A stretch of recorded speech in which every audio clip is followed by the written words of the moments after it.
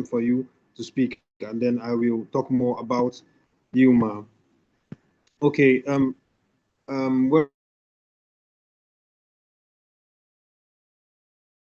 Welcome to tonight's webinar. Our topic support, as we all know.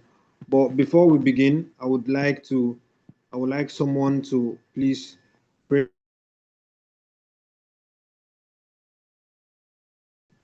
Korea Ikenna Darlington, before we start.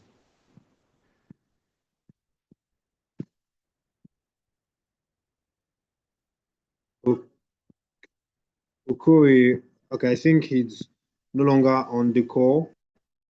Ifoma Moma, please, can you say a short word of prayer for us? Welcome, everybody. Let's pray. In Jesus' name, in the mighty name of Jesus, we appreciate you for tonight's lecture. We thank you for making it possible for us to see tonight, to see this day. We ask, oh Lord, that you come and take control of what we are going to do today, so that we add to our body of knowledge. Please remove all glitches, all disruptions. Make it a perfect lecture tonight, so that by the time we're out of here, we would have added a lot to our knowledge. In Jesus' name I've prayed. Amen. Amen. Thank you very much, Ma. So right about now, we'll be getting into our topic for tonight. I'm going to introduce our guest. Like I said, our topic tonight is clinical pharmacy practice in specialized nutrition support. Our speaker tonight is someone I believe most of us here already know, or at least you must have been seeing her name on the group. You must have been seeing her in events by CPAN, Clinical Pharmacist Association of Nigeria. So, Dr. Okerogene Agoho Timipre, you would forgive me if I pronounce that wrongly, PharmD, FPC Farm, Critical Care and Special Nutrition Supply, Master in Science in Clinical Pharmacy, PhD in Clinical Pharmacy in VIEW, MAWSCPAN. She's the Assistant Director of Pharmacy, Federal Medical Center, Yenagoa, Bayelsa State. She's the Desk Officer 2, Critical Care Pharmacist of Nigeria. She's Certified Critical Care and Specialized Nutrition Support Pharmacist. She's also the National Publicity Secretary of CPAN, which is why I said you must have been seeing her on the group. And then she's the Chairman, Publicity Committee CPAN National. Everyone tonight, can you join me as we welcome our speaker, Dr. Timipre? Welcome, the stage is yours. Yeah, thank you so much for having me, Pharmacist Chukwemeka Paul Ugu. Thank you. So let me just put off my video so that I will not have any issues in this presentation. So basically what I'll be talking about tonight is clinical pharmacy practice in specialized nutrition support, looking at a hospital stimulation experience. So we'll be looking at the importance of this. Okay, so we know that nutrition, as we put it, is very essential, especially when a patient is very ill. People are tempted to begin to load the patient with medication or begin to get worried about the reason why the patient is here, the diagnosis. And so it becomes necessary that nutrition plays a very important, essential role when it comes to immune function and wound healing. But many hospitalized patients cannot meet some of these nutritional needs. That is why the cases where specialized nutrition support is needed. Now, we're talking about patients that could be critically ill, or have undergone surgery, or has GIT disorders. So we are going to be looking at the importance of specialized nutrition support, and that includes enteral nutrition and parenteral nutrition, which I will explain later. Now, at the end of today, we should be able to understand what's nutrition support is, differentiate between enteral nutrition support and parenteral nutrition, and also see the role pharmacists play in all this, and then some complications that can arise when even giving the specialized nutrition support and what we need to do. Now, why is nutrition support very important? Statistics have shown, I'm looking at the European Society for Clinical Nutrition and Metabolism, ESPEN, and the American Society of Parenteral and Enteral Nutrition, ASPEN, has made it clear that up to 50% of hospitalized patients are malnourished, and many of them are at risk of malnutrition as at the time they got into admission. Then again, there's another study that shows that approximately about 1/3 of patients who were well as at admission, they become malnourished during their hospitalization. So nutrition care is very, very important. Some other studies have also shown that patients experience nutrition deterioration when they are on admission. So that is why malnutrition in the hospital is associated with increased mobility. There is also longer stay and higher healthcare costs because the person has to be there taking medication, and also, so nutrition support can help to prevent or treat malnutrition and help to support recovery. Now, proper management requires a multidisciplinary health team in order to manage this nutrition, these patients. Now, malnutrition is common and often worsen during hospitalization. So this highlights the need for a structured nutrition care and specialized nutrition support. Now, when we say specialized nutrition support, what do we mean?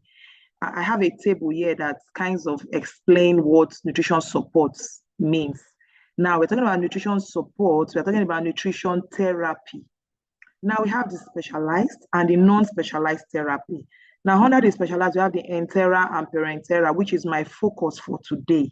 But I'll just talk briefly on the non-specialized, which is talking about oral diet and oral supplementation. Now, you remember I'm talking about specialized nutrition, but I just want us to talk briefly about what non-specialized nutrition actually means. Now, non-specialized nutrition is what we already know. It's what we do every day. People who are healthy, going about their normal business, does not have issues, is the basic first line nutritional strategy that supports oral intake. Now, this time around, whether you are taking anything enteral or parenteral, it is a basic that is needed. Now, why do somebody need to take food or take anything nutritious? It's to prevent malnutrition, which is a problem, and to maintain adequate oral intake.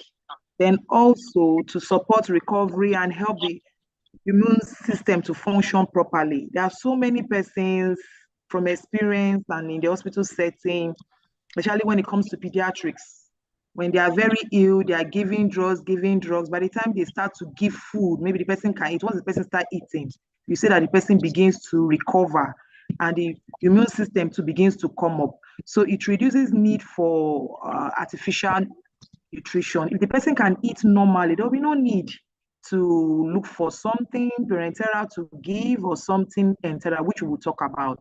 So there are key interventions. There are people who have the money, they have the finance, but the choice of food matters a lot. So these days, depending on the condition, we have what they call individualized therapy and food fortification. Sometimes somebody may require more of a particular kind of food than the other. So some may need to add protein to their supplements. Some may be told, don't eat this, don't eat that. But some nutrition like high protein, some are disease specific. Some, when they get to a particular age, they will tell, don't eat this, eat this. So they need to, there are some mealtime support that could be assisted with some kind of food, or addressing some swallow, looking for, you've been told, you eat this, but when you make it like a swallow, it may not be able to mold well. So you may need to add some things that will make the texture modified. So this is just the general non-specialized food. Like the artist impression I have there pictures of possible food people eat, carbohydrates, we have fish, chicken, eggs, and all that, fruits. Those are normal first-line nutrition strategy that support oral intake. Now, whether the person is taking it enteral or parenteral, this is a normal specialized, non-specialized food.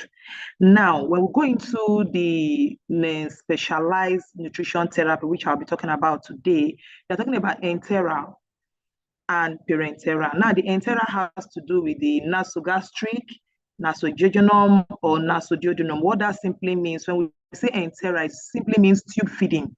You're feeding through the tube, either passing through the nose, passing through the mouth, passing through the jejunum, passing through the duodenum, all going to the stomach. Then we have the gastrotomy, the jejunostomy, which is just a small incision to direct food direct with a tube to the GIT. Then we also have the PEJ and the PEG.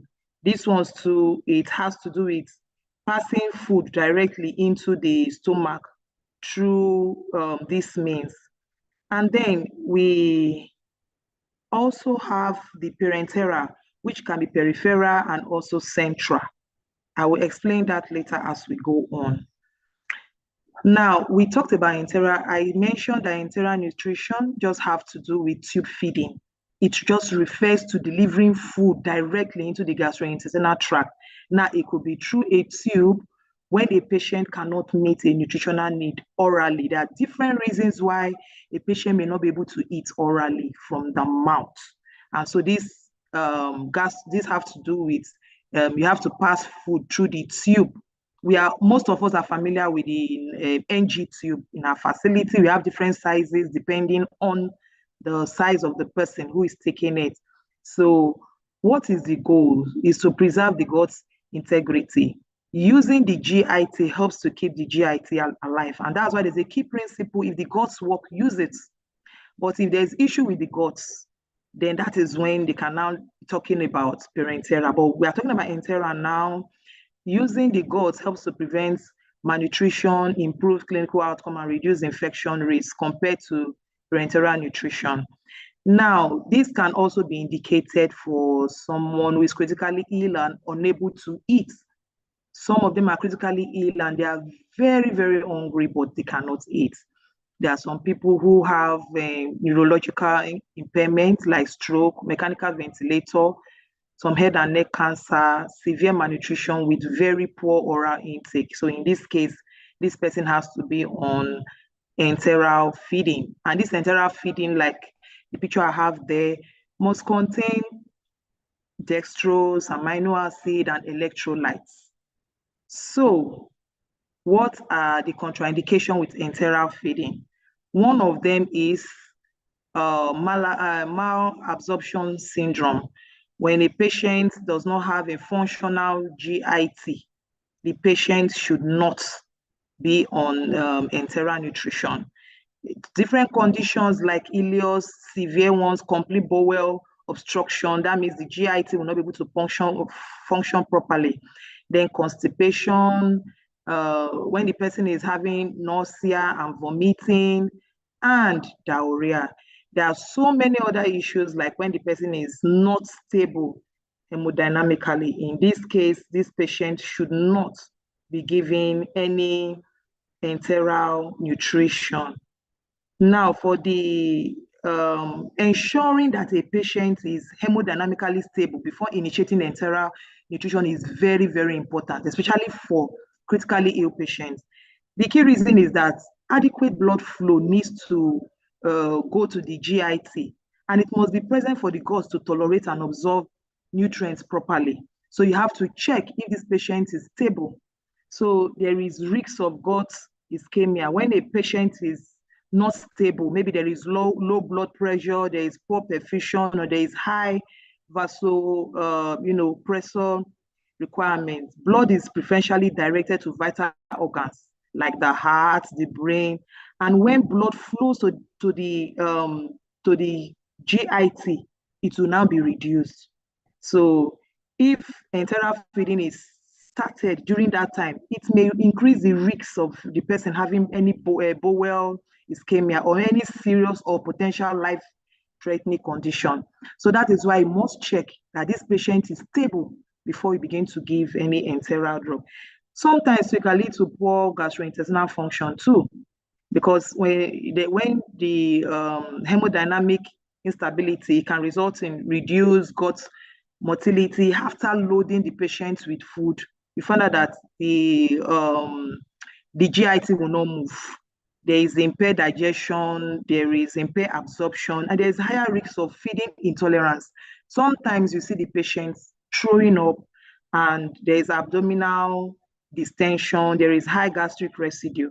So in order to avoid all these things, there is increased risk of complication. In fact, when you start feed too early, when you've not checked if the patient is hemodynamically stable. So it's not an emergency. They have to check, and if that is okay before it can, patient can be introduced to enteral feeding. Now, we all know the different routes I've mentioned before, through the nose, through the mouth, through the jejunum, and the PEG and the PEJ. That's the percutaneous endoscopic gastrostomy. That's just a small incision that is done around the abdomen and traced down to the, for the PEG, that's the gastrostomy, is traced down to the stomach. But for the PEJ, that one is traced down to the jejunum, and that's where the person now gets the food. At the end of the day, it is actually absorbed in the GIT, and the GIT is functional, then this patient can use it. Now, like I mentioned before, when is the right time to initiate enteral feeding? We did mention that it is always recommended as the patient gets admission. It should not be more than the stipulated time. Then the patient must be hemodynamically stable, because it is never an emergency. If it is done in a hurry, it can also affect outcome, and that will be worse. And we don't want that for any patient. So enteral feeding also is not something that is done in a hurry. Although we have continuous feeding, we have cyclic feeding, we have intermittent feeding. So it depends on the goal that they want for this patient. But it should be done continuously every like 4 to 8 hours. Then for the cyclic feeding or the continuous feeding, for the cyclic, they give for a while, they stop. They give for a while, they stop. But for the continuous, it is actually regulated. Where a particular amount begins to get into the stomach. This is more common with critically ill patients. Then enteric nutrition, we have different formulas. There are some that are ready to administer, formulas that are sterile, that could be compounded and also be prepared. But we have the ones that have already been prepared, packaged, like the pictures I have there. These formulations are sold like this, and I bet you they are not cheap. They are very, very expensive. And so that's another where pharmacists come in, where the formulation is compounded. It is important to ensure that it remains stable and free from bacterial contamination. So those of us that have the compounding room should be thinking of formulations like this. In my facility, for instance, the people who do this most of the times, the nurses, they started it. And sometimes when you go and see what they are doing, you see majorly they have the pap, they have granules, they have crayfish. They just have some things they add together, and they just do some, minor things. And then if this kind of medication needs to be prepared in a place, maybe in the compounding room, it needs to be sanitized. It needs to be very, very neat. Like what we have the oncology clean room. Whatever they do there is very, very clean. So we have something like this for parenteral nutrition. That will be very, very interesting. I understand some facilities are already doing this. So we have the ready to administer sterile container, or the ones that is compounded or prepared. But most commonly used, most facilities prefer to buy, because the reason is because there are some composition, which I will explain later, that have that are specific, although we know that it's actually specific for different individuals. It is not just general for everybody. Now, some formulations, like I did mention, some of the formulations like this, we have the standard polymeric composition. This one has an intact protein, intact carbohydrate, triglyceride. So patients that have normal GI, they can use this one. We have examples of the market. We have the Osmolite 1.5, the GVT 1.5. Then we have the elemental composition. Those ones are low in fat, protein. They are hydrolyzed into amino acid to increase absorption. These ones are used in patients that has their GIT that is compromised. We have the Vivonex RTF. Then we have the mother composition. This one have triglycerides and partially hydrolyzed protein and carbohydrates used in patients with limited function. Then we also have some that has disease-specific composition. These ones are used in organ dysfunction or specific metabolic condition. Use a formula that is calorie dense and low in protein. Then we also have the ones that contain single protein, fat, carbohydrates. Like examples, we have then they also have the oral supplement composition. This one is given between meals, or some of them are added to food. This one is very common with patients who are not so critically ill. Since they are conscious, you can see them. Some can even talk, but they have finding it difficult to, because their GIT is non-functional. Like the picture we have there, it should contain fat, minerals, amino acid, carbohydrate, but it also depends on the person who is taking it and the composition that is needed by the person. Now we have complications also. Different complications comes with enteric nutrition. We have fluid overload. There is hyper of almost all the electrolytes. It's either there is hyperglycemia, there is hypertriglyceridemia. In order to resolve this, the delivery rate has to be decreased, and from time to time too. If it's much, it can also lead to nausea and vomiting, diarrhea, abdominal distension, and worst is a life-threatening condition called the refeeding syndrome. This can happen a lot and it can lead to, is life-threatening actually. So how does this happen? What happens is that in refeeding syndrome, this patient has been starving before now. This patient has not been eating, and then now they want to introduce food. I did mention that enteral nutrition is not something you do in a hurry. They need to check for the patient's hemodynamics if they are stable. And once that is established, sometimes it takes a long time before it can establish, go to 2 days, 3 days. So the patient may be on new peroral, the patient may not be eating. So by the time it's established that this patient is stable enough to eat, sometimes this patient has been on starvation. So there is severe malnutrition already. There is low glucose, there is low insulin, there is high glucagon, there is increased glucogenesis. And already electrolytes that's very common, like the potassium, magnesium, phosphate, they will all be low. So you see hypo. So by the time the food is introduced, what happens is that immediately there will be high glucose, high insulin, increased cellular uptake of phosphate, and we'll have hypophosphatemia from starvation, and phosphate with demand from refeeding, and it leads to severe hypophosphatemia. There will be tissue hypoxia, myocardial dysfunction, inability for the diaphragm to contract, and this will now lead to hypophosphatemia, hypokalemia, thiamine will be deficient, heart failure, and peripheral edema. So it is a hallmark of biochemical features, and the worst is the hypophosphatemia. So what happens when all this starts to happen? Everything, when all the electrolytes will no longer be balanced.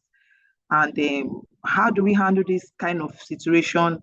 Once the patient has is already starved, we know that this patient is starved, by the time they want to introduce any meal, it should be done taper. They have to taper it. No matter how you feel, how hungry this patient must have been. He has not eaten for 3 days. I can see it. That should not panic anybody. Just be taking it slowly, slowly, slowly, and all this will be averted. So when somebody is on any enteric nutrition, a lot of things should be checked. Aspen recommended that holding enteral nutrition for the gastroresidual volume should be greater than 500 ml. In the absence of any other signs of intolerance, should be avoided. This simply means that what is in the stomach at any time should be greater than 500 ml. It should be greater than 500 ml. It should not be less than that. We have cases where the patient is not able to, maybe the patient relatives are not able to get another nutrition, parenteral nutrition. And by the time they check, what is in the stomach is less than 200 ml. It's danger. It's danger. So you always have to check for the residual to make sure that it is greater than 500 ml at any point in time, whether you are doing cyclic feeding, continuous feeding, or intermediate feeding. Then check for GI intolerance. This especially for patients who can't talk, who are in coma, or who are critically ill. Sometimes come down with diarrhea, vomiting, abdominal distension, abdominal pain. The patient will just be moving, groaning, and the patient is eating. So you may need to check for that. Then nutritional assessment factors, you can check for the patient's weight change. Is the patient adding visceral protein or the patient is reducing? Now, in order to prevent refeeding syndrome, these 3 electrolytes must be monitored. Continuously check for the phosphate, magnesium, potassium. Then the fluid intake and outtake, must check for them, and check daily weight. Check weekly for the nitrogen balance, and we use the urine urea nitrogen to calculate the nitrogen balance. Now we are done with enteral nutrition. We'll be talking about parenteral nutrition. It's the difference between the two is that in parenteral nutrition, this food is administered through intravenously. This time around, we are bypassing the GIT. When the GIT is not functional, the person must eat. So in that case, you use the parenteral nutrition. There are 2 main types again, and one advantage about parenteral nutrition is that the formulations can be hypertonic, meaning that there is what we call total parenteral nutrition. It means all nutritional requirements are provided intravenously. It replaces all oral or enteral intake. It's usually administered through, if it is the total parenteral nutrition, you can give it through the central venous catheter. And it is hypertonic, yes, meaning that the osmolarity can be very high. The body can tolerate it more than the enteral nutrition. So we have the peripheral parenteral nutrition and the central parenteral nutrition. These are the 2 main types, but both of them are given intravenously, like the picture I have there. Peripheral parenteral nutrition and total parenteral nutrition. Now, total parenteral nutrition can be used interchangeably with central parenteral nutrition, because what this simply means is that that you give a total nutrition that is rich in all carbohydrates, triglycerides, amino acid, protein, and it is hypertonic. The osmolarity is high. So for the peripheral parenteral nutrition, yes, you can give, but you can give it helps for, you can give for a short period of time. But the central parenteral nutrition, it can be given for a longer period of time. So what are the indications to use this It can be used, inability to absorb inadequate nutrients when the GIT is not functional, then you turn to this, you begin to give. There are so many things that we've mentioned in the past. When we're talking about enteral, then you use this. Then like the picture we have there, the feeding intravenously bypass the usual process of eating and digesting. This one directly through the central vein and then also through the peripheral vein. I did mention that the central vein, you can, if the person needs to be fed for a longer period of time, you use the central vein. But if it's a short period of time, use the peripheral vein. And for the central vein, the osmolarity is higher than the peripheral vein. So also there are complications here too. There are complications can arise like what we have in the picture. Complications can arise as a result of mechanical, maybe the pump, maybe the catheter, the IV line, and the filter, because there are some food that could be concentrated, highly concentrated. Sometimes they put filter. Therefore, sepsis can arise if the IV line are not properly handled, the solutions or catheter, or the patient itself struggles and all that. Then we have the metabolic issues as a result of refeeding syndrome, fluid and electrolyte balance, azotemia, and cholestic liver disease. So like the figure 1 of the picture showing the initial evidence of extravascular injury, complications that can occur. But the other one is showing someone with complete resolution of extravascular injury. So when there are issues like this, those are possible complications that can arise. So that is why we say if the GIT is functional, use it in order to avoid complications from parenteral. So the administration, we already mentioned that for parenteral nutrition, it can be initiated over 12 to 24 hours or started. This one does not need to wait. You can start. But tapering is recommended if the patient has organ dysfunction. We have issues with compatibility. We all know that it is the same route that we use to administer medications. So we should look out for any interaction between drug and this food. Most common one is the precipitation between calcium and phosphorus. It is life-threatening. So if there's anything that maybe there's calcium in that is required in the TPN, then and you may need to give phosphorus, we should avoid by adding phosphorus first and calcium at the end. So also we know that some of this parenteral nutrition we've said contains electrolyte, vitamins, and all that. They can also be affected by pH, temperature, and light, and storage time.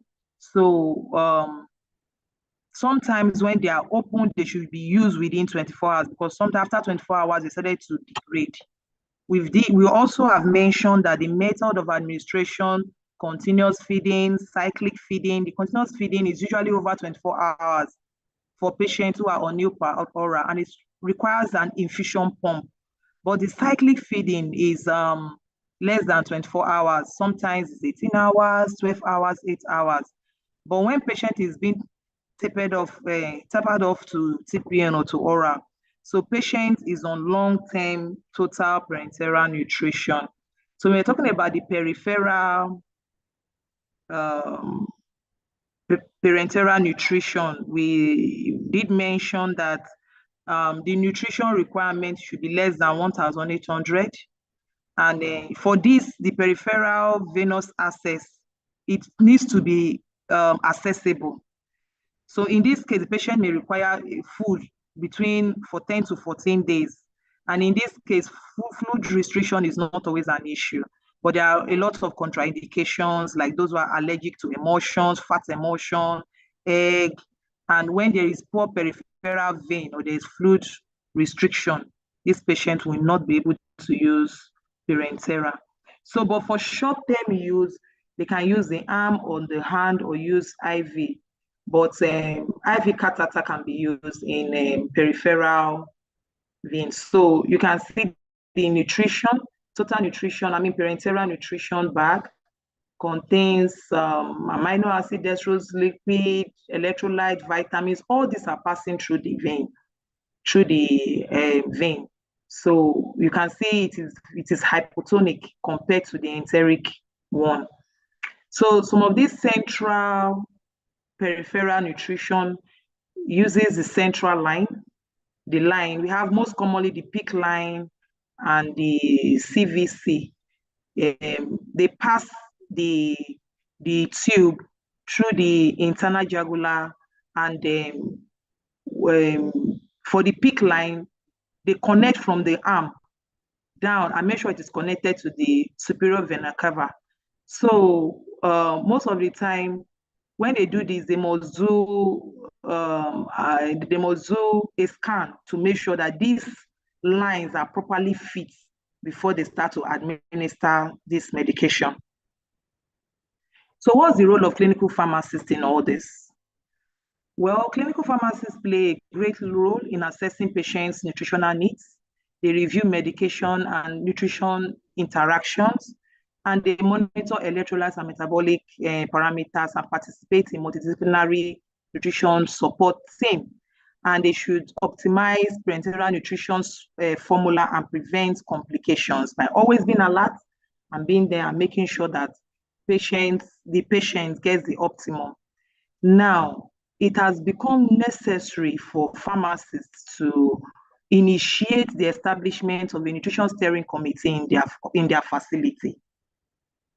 This is very important because so many, the steering committee, the nutrition steering committee can help to advocate for structured nutrition governance within the hospital.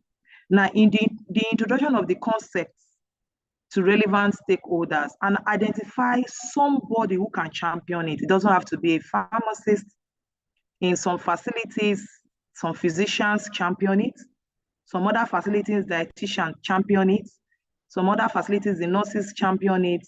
Some facilities, the pharmacists champion it. I'm aware that they have this steering committee in Lut, and for 2 years, the pharmacist was championing it until recently it was handed over to a pediatric physician. So what do? They facilitate collaboration among health workers, healthcare professionals interested in clinical nutrition support. The goal is to create a multidisciplinary platform to improve nutrition care patients' outcome. Now, what do they need to do? They need to engage the hospital leadership. They need to present a proposal for establishment of a nutrition steering committee to the chief medical director or the hospital leadership, highlighting the expected benefits.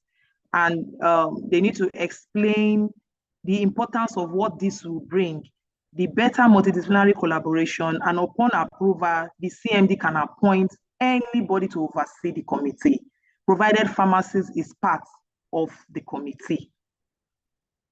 Now, the role of what they need to do is the multidisciplinary team should be made up of, like we already mentioned, anybody can champion it. It doesn't have to be a physician. I just put chairperson as a chief physician. Can be a pharmacist, can be a dietitian. The goal there is that we want to promote evidence-based nutrition practice. We want to provide education and training on nutrition support and foster collaboration among health workers. And they are also responsible for developing and implementing nutrition policies and initiatives. So this committee reports to the hospital leadership and helps the multidisciplinary nutrition support rounding team for patient care implementation.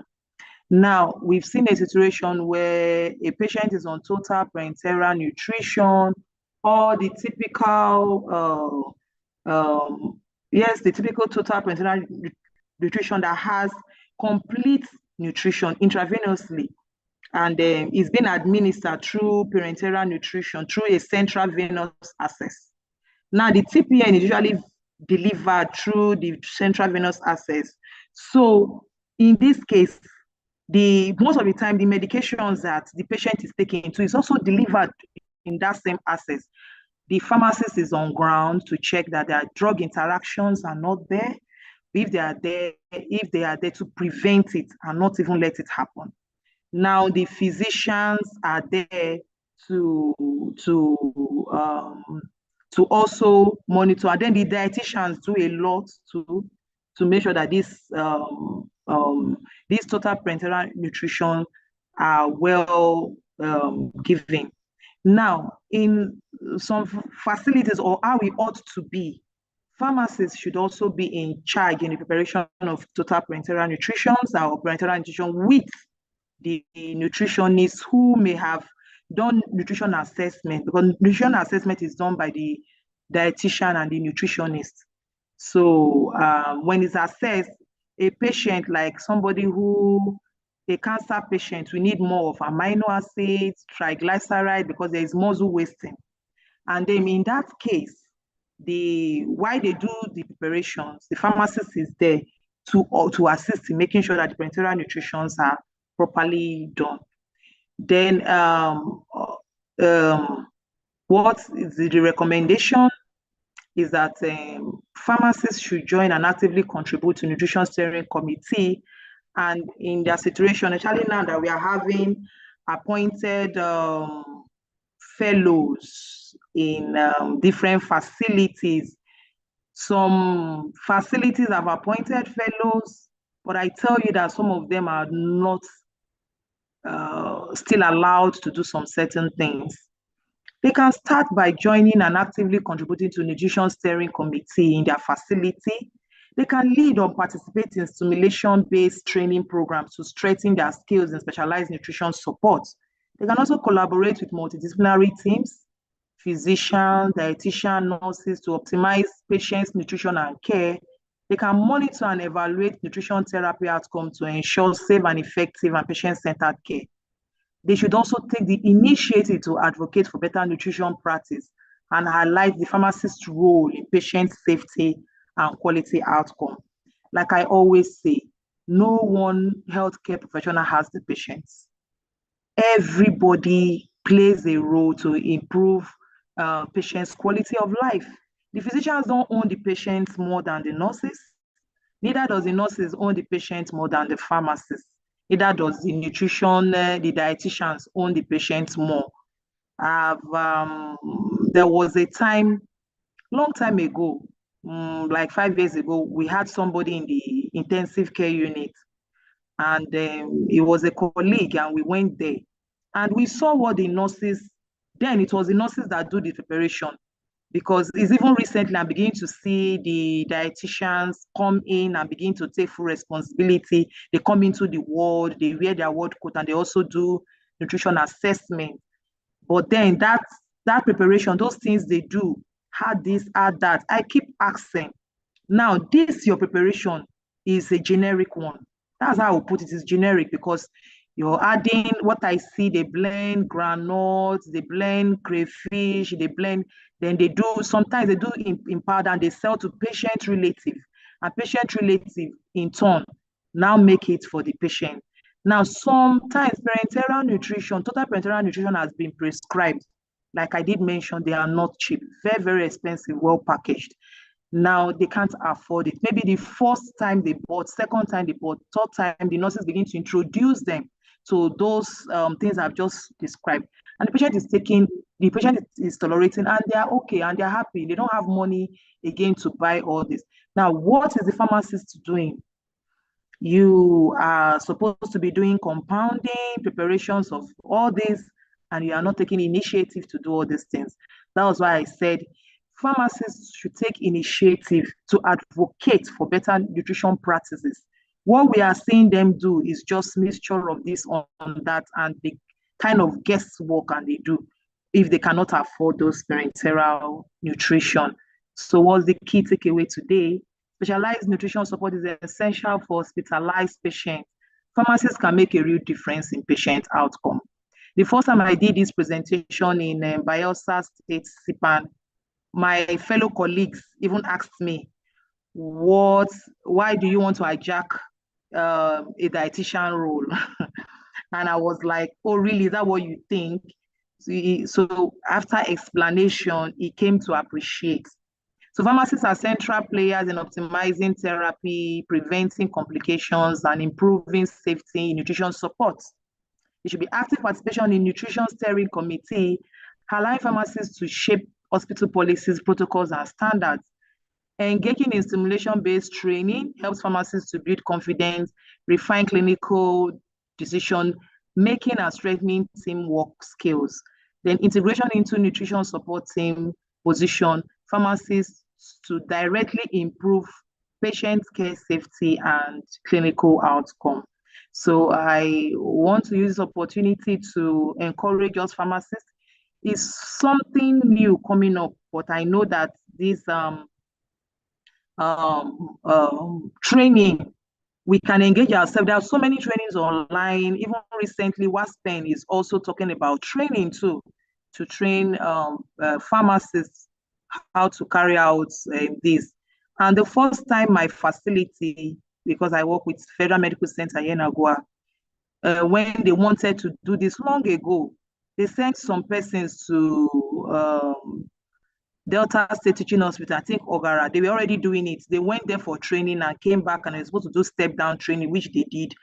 And you know, there's something about training. They have to be training and retraining. If you do training and you don't go back to retrain, it just dies the natural. And that was how we that one just went. So we want to resuscitate it again because we want something good. So these are my references. Thank you so much.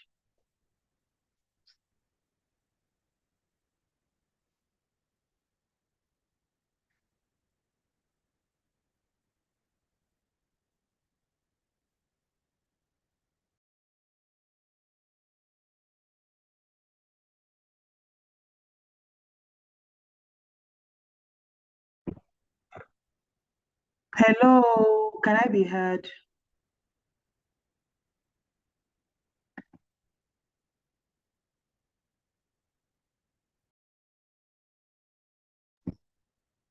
Hello, is the moderator still there?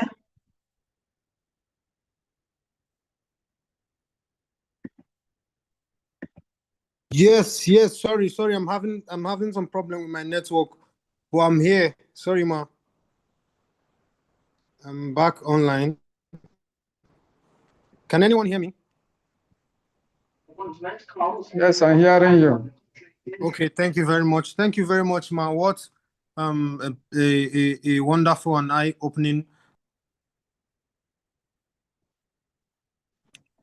Sorry, what an amazing session we've had tonight. Thank you very much, Dr.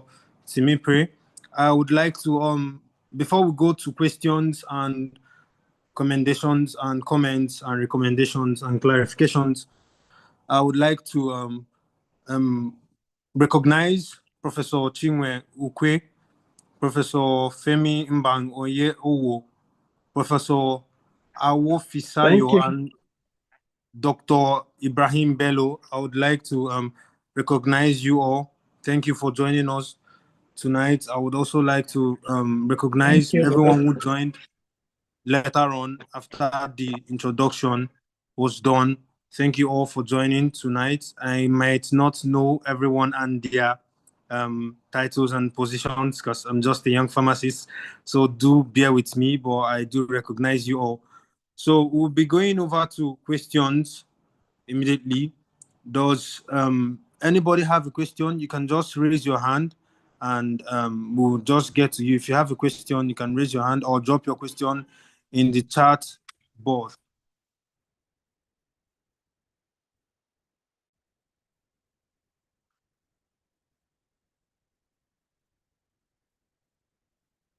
Anyone? Any question?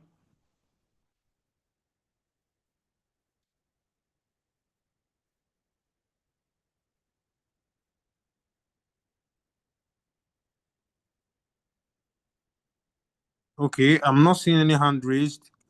If you have any question, can you just go ahead and ask just your name and then your question, or if you also have maybe a comment to make or clarification, it needs to be clarified on something or a recommendation or something to add to what has been said. I think I can see a hand raised. One name, H.A. Mohammed.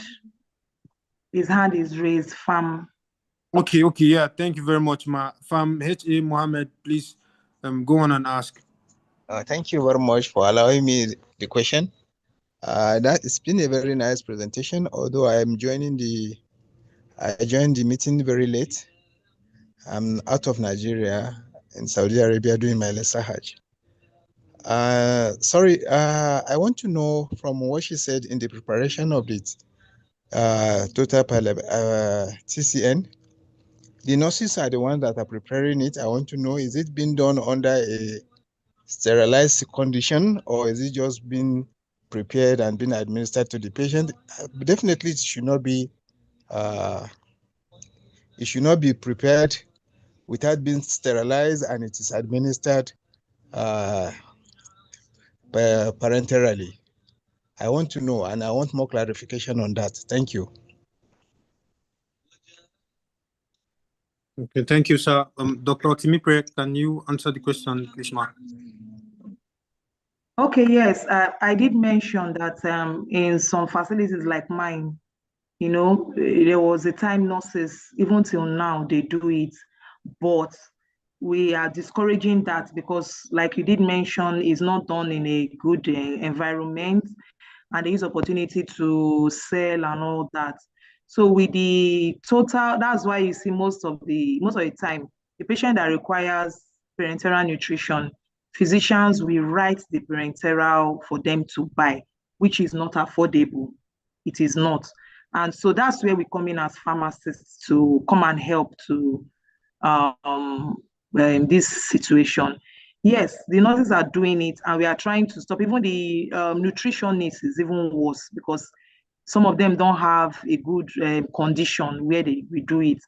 But I did mention some facilities like Delta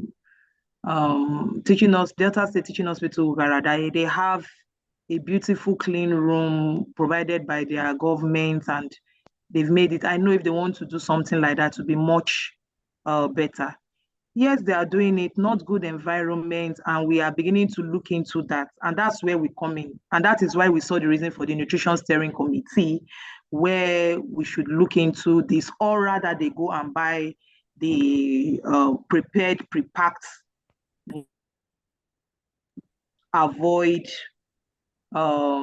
situations that can lead to infection and all that. Okay, thank you, ma. From Mohammed, does that answer your question completely? Sorry, I can't hear you. You said? I think he answered my question. Okay. I'm seeing Sunday, our Fisayo. Sir, please, can you go on and ask your question now?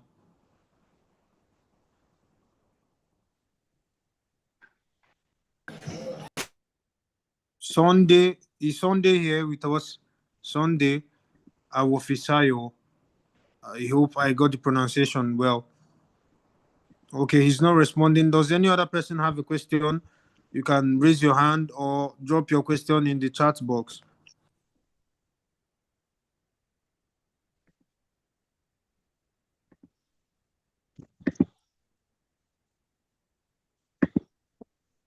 Okay, I'm seeing a hand raised. Mojirola, please can you go on and ask your question or make your comments? Okay, thank you. Thank you very much, the presenter, Dr. Timipre. That was an excellent presentation. Thank you very much. I just want to say something concerning the training on the TPN. I listened and I heard about the training as in for pharmacists. So this is part of a WASPEN program to ensure that all pharmacists, especially in Nigeria, that we have a good training regarding the TPN. Though you have said it, that most of the institutions in Nigeria does not have a clean room. We don't have a clean room, and it will be very, very unethical for pharmacists to compound parenteral nutrition under just any room, especially when it is not ISO certified.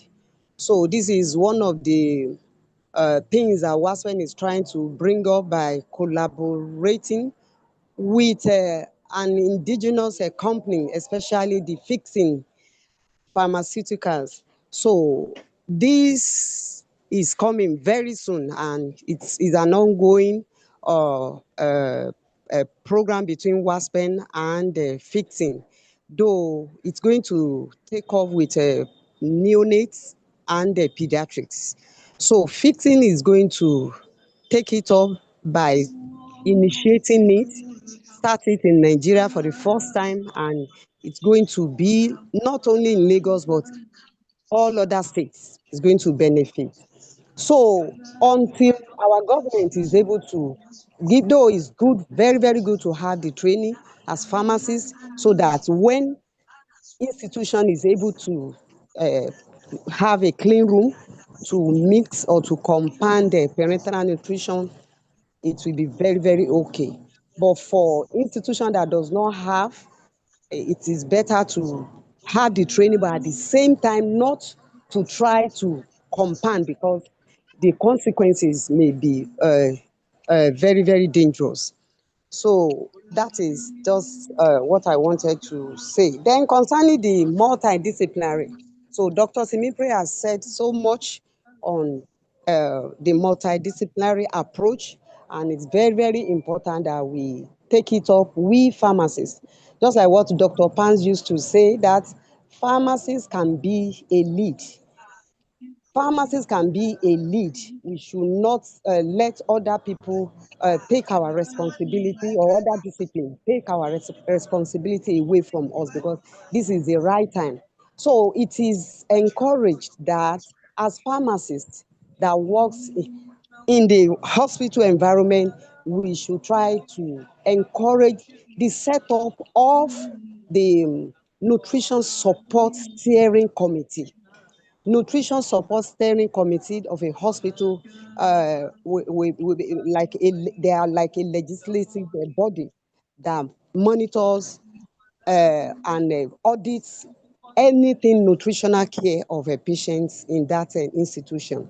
So we can encourage other members of the multidisciplinary team, the dietitian, the nurse, the physician, the lab scientists, the social workers, even speech therapists, even all the disciplines that have interest, so that you can form it in your institution. Before you know, you can start what we call Nutri-Rand. You can start doing other things like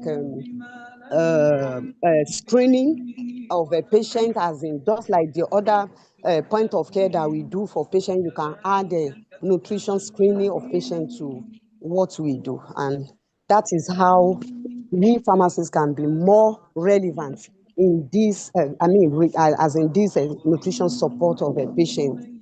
So that's all I have to say. Thank you. Thank you very much. Dr. Timipre, I don't know if you would have anything to say to that.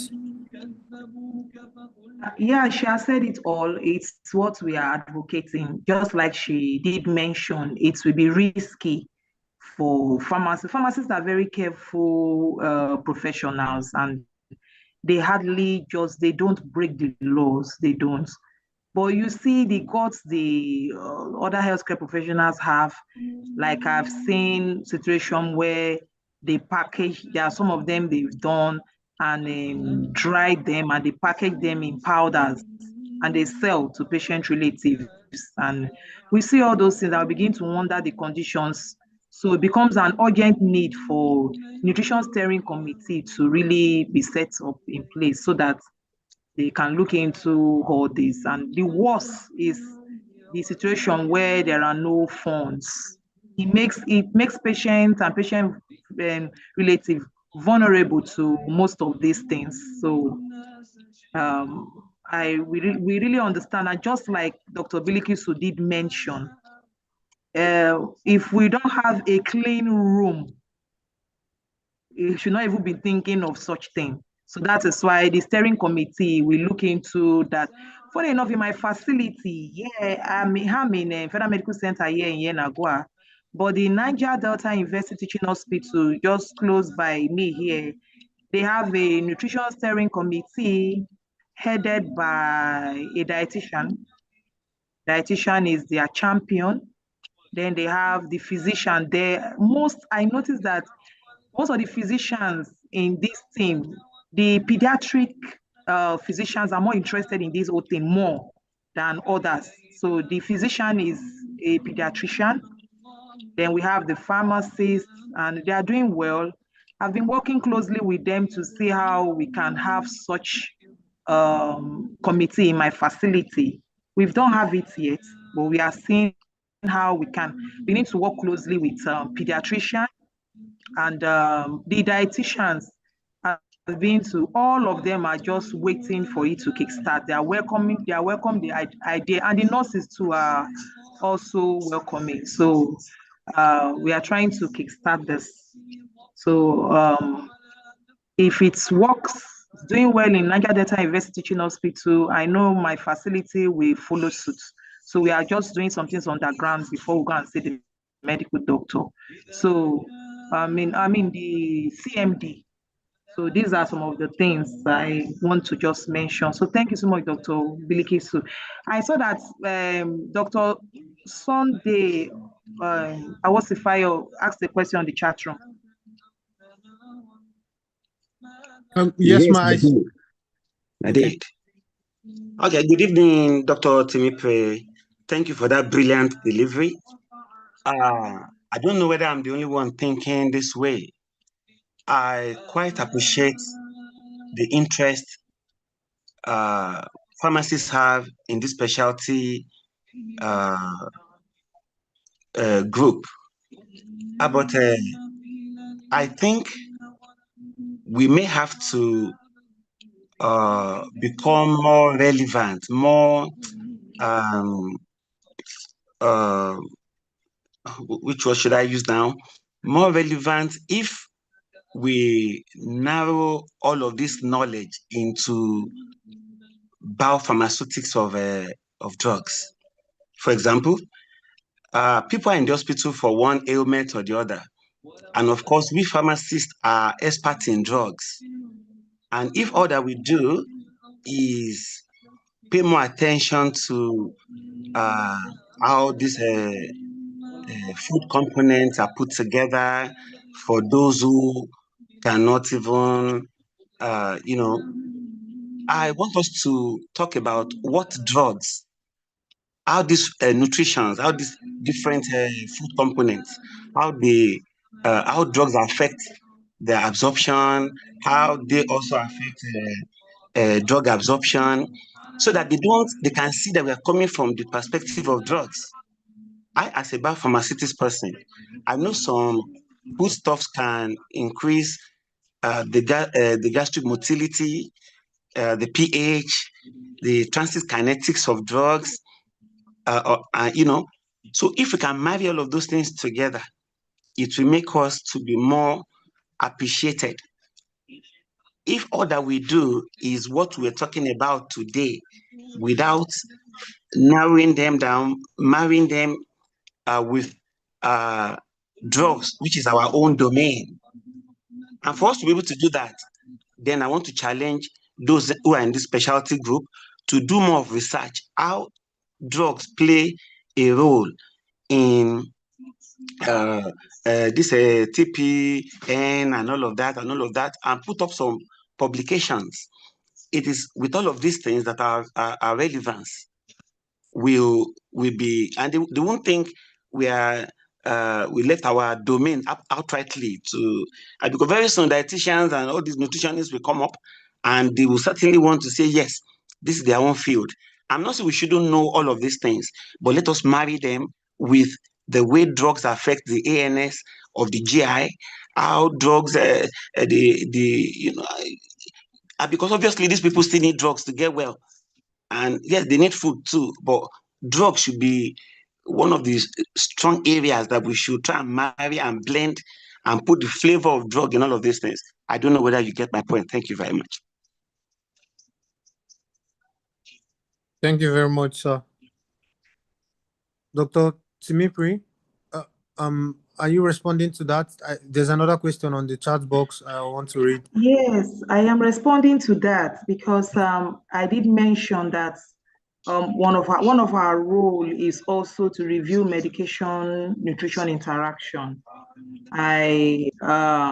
Because in all of this, the drug part of it is why we even come in. That's just the truth, because we need to really know where these drugs, this food that they are giving, the composition, some of them, like I did mention before, the routes that they are using, whether enteral or parenteral, it is that same route that they use to administer medication. That's where our concern comes in. Then you begin to look at the interaction between the medication that is being given and the nutrition that is being given too. Then a lot is done to monitor electrolytes, monitor metabolic parameters. So it's part of really what we are doing, actually. It's just that for you who is a pharmaceutics, I've attended a training by you before, sponsored by CIPAN in Lagos or Uyo, I can't remember, and we had a wonderful training. We would really like to have you on our specialty group, and I know with you we'll have a wonderful work because you are talking about the pharmacokinetics, talking about the how these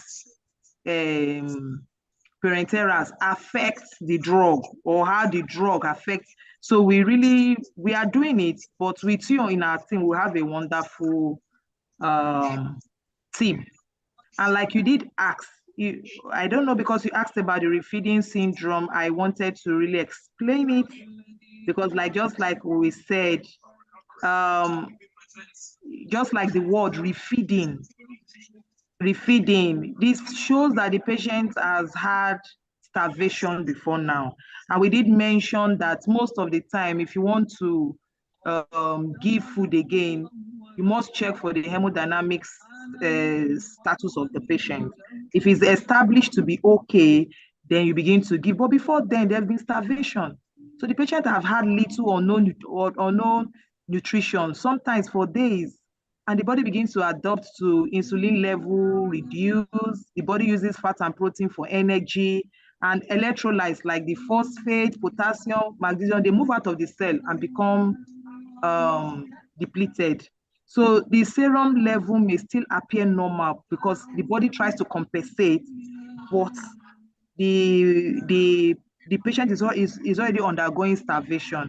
So when the food is reintroduced again, especially carbohydrates, insulin secretion will increase, glucose will enter the cell, the electrolyte will shift from blood into the cell, and then there's a rapid drop in 3 main electrolytes. We're talking about phosphate, potassium, and magnesium.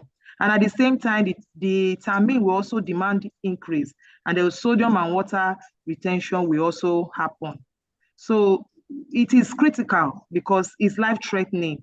And some of the clinical features is that you see the patient starts manifesting cardiovascular, maybe arrhythmia, heart failure, hypotension. Then you begin to wonder, this patient was doing well before.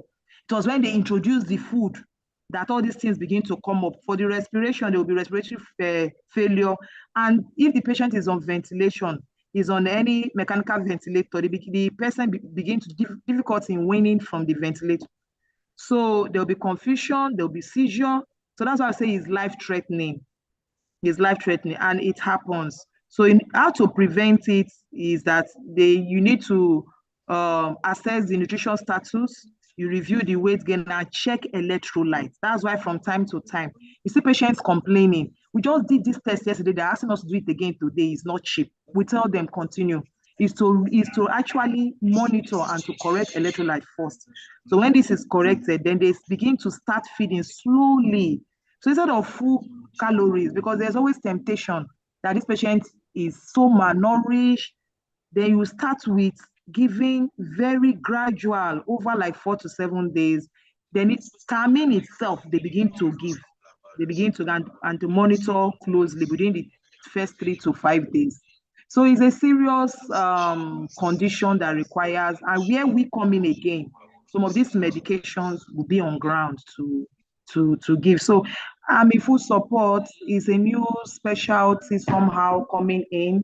And I really advocate that, yes, we work with you to find out what these, especially there are some parenteral nutrition that could contain more things that could interact with some medication than others. I did mention calcium and phosphorus the other time that can precipitate and is life-threatening. No, it doesn't even give time.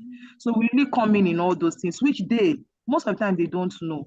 Sometimes the patient is already dead. They don't even know what caused it. They just know that it was when they introduced the food that this thing happened, and they begin to wonder. So this is where we come in, where to avoid interactions will be there. And like I said, working as a team, we will do. So I really hope I've answered your question, but we are willing to work with you. The DEX officer for nutrition support, Pharmacist of Nigeria is there, pharmacist Ifoma Moma.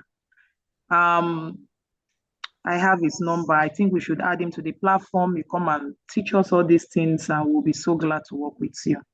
Thank you, sir. Okay, thank you very much, Dr. Mipre. I'm saying someone is saying thank you from Farm Eze, and then Farm Mohammed, is there raising your hand? Is still raised? Yes, I'm up. I have my hands up again. Okay. Can you hear me? Can you hear me? Okay, yeah, we can hear you. Okay. I've just listened to the last speaker, what he has said. He has already highlighted almost everything I need to say, but I just want to point out that we in the pharmacy profession, if we are going to collaborate with the nutritionalists, I think our major concern is about the drugs or products that is being administered parenterally. That is where we need our specialization mostly. But for the enteric administration of drugs, we only wanted to be very sure that there is no drugs-food interaction that is going to have a negative effect on the patient. But majorly, the parenteral administration, which has to go directly into the blood system, into the bloodstream, it should be most of our concern. And that means that the drug should, the product should be in a sterile situation, highly sterile, because anything you are introducing directly into the blood needs to be sterile. So, and again, we can really support the nutritionalists by some of the adverse effects that can come up as a result of administration of some certain nutritional contents. Like she said earlier, that some nutritionalists, they will mix some what kind of what do you call this fish? This small fish. I can't even remember the crayfish. Yes, I've seen somebody that took crayfish and they have this angioedema immediately. It just came up immediately. Everywhere swollen. The breath is almost taken off. The person cannot breathe again. Everywhere got swollen immediately. So I think, like I said earlier, our major concern should be more the sterility of the product and the drug-food interaction, which is the major thing that is going to be encountered in this nutritional pharmacy profession. And basically, our collaboration with every other profession should be very friendly, cordial. It's not about who is this, who is that. It's not about personality clash. It is all about the patient. And the ultimate goals of our collaboration is for the patient to find their self fit again and continue with their normal life. Thank you and good night.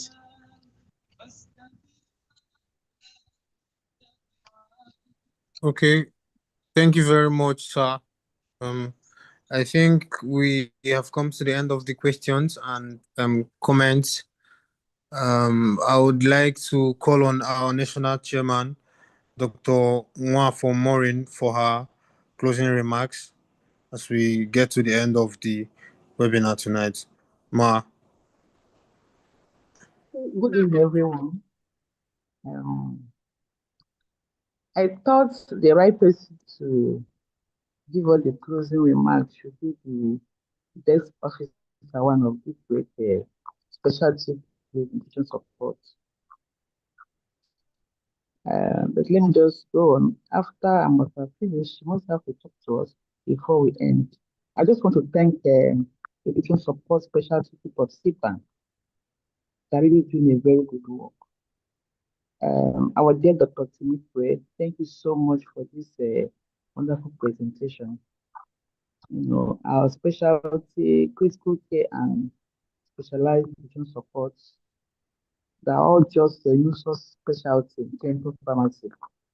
So, as she rightly said, we need pharmacists who have interest in this specialty group. I must have to say that we still need training. Retraining, and training. Like my humble self, when I did my training in the US, the facility I worked with them, they are doing great in this education support.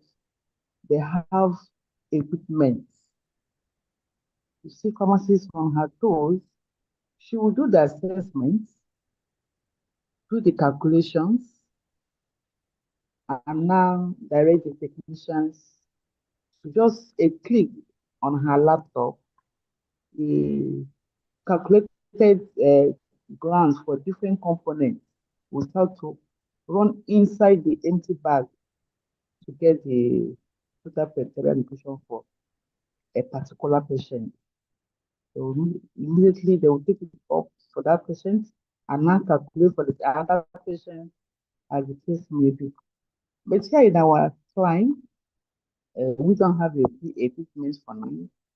So in my center, what we do, we just use premix, total criteria nutrition. We have it in our center. Any order for TPN, pharmacist take charge, but we still go ahead to make the calculations, especially as per the electrolytes, because all of them, they contain electrolytes. So the person with a patient who is already having a hyperkalemia and you have a high potassium content of a premix TPN, then our expert comes in. So it's a good one. And I challenge us to really take this thing by the own, go for training, especially this upcoming WASPEN conference that will be holding here in Asaba, because we still have a very big gap. This part of specialty is not only for dietitians alone, no.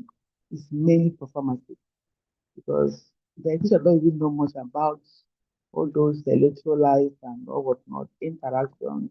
So pharmacists are really at the center stage when we talk about total parenteral nutrition. And I pray God will help us to meet up with the challenges.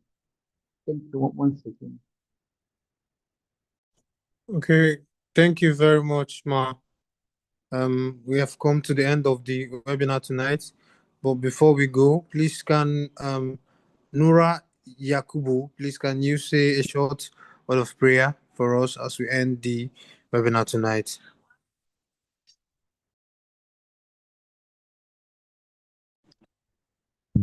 Okay, thank you so much, the presenter, everybody. So let's pray. اللهم صل على محمد وعلى آل محمد كما صليت على إبراهيم وعلى آل إبراهيم في العالمين إنك حميد مجيد. ربنا آتنا في الدنيا حسنة وفي الآخرة حسنة وقنا عذاب النار. ربنا لا تزغ قلوبنا بعد إذ هديتنا وهب لنا من لدنك رحمة إنك أنت الوهاب. سبحان ربك رب العزة عما يصفون وسلام على المرسلين والحمد لله رب العالمين. Good night. Amen. Good night. Sorry, moderator, thank you so much. Thank my students. I'm very happy. Thank you, Ma. Keep it up, please. Thank you. You're welcome. Thank you, Ma. Thank you. Thank you. Thank you, Ma. Thank you, So, Mama. good night, Great. everybody. Good night. Good Good night. night.